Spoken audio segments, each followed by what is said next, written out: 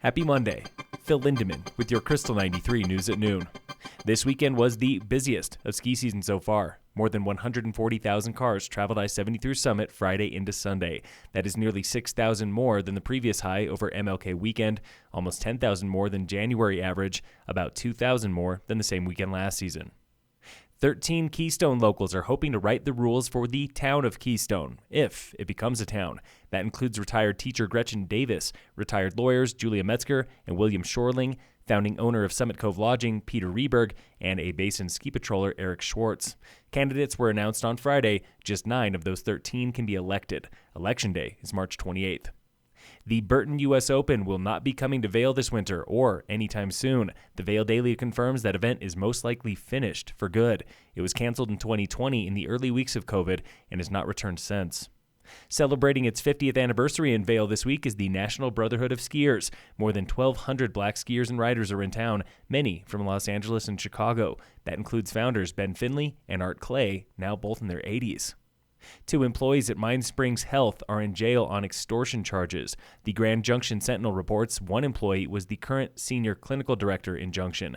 The other was a former peer counselor there. Mine Springs is still reeling from recent allegations of failing patients all across the western slope. The Colorado Bureau of Investigation's missing persons list shrank last year. Nearly 600 people make the list, down from more than 650 people the previous year. Local avalanche danger is moderate today at most elevations in Summit County and the Vail area. Check the forecast for your details. Persistent slab remains a problem on most slopes. In sports, the Nuggets lost to the Timberwolves last night, 128-98.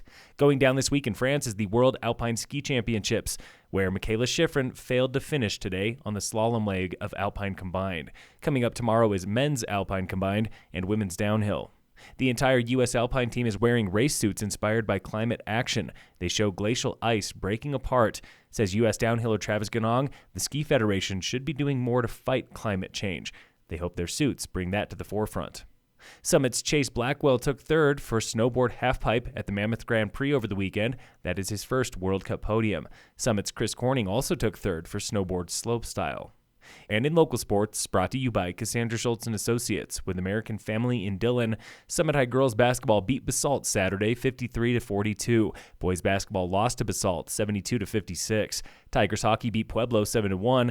The Nordic team was racing relays at CMC Leadville, where Summit's Christian Skowron and Jonah Makata took second for the mixed technique relay. Summit dominated giant slalom at Loveland on Friday, winning the boys and girls team titles. Junior Lucy Brady took first overall. Seth Montgomery and Michael Cheek went 2-3. And the Breckenridge Vipers split a series with the Reno Ice Raiders over the weekend. They won 7-5 Friday, lost 6-5 Saturday. Phil Lindemann, Krystal 93 News.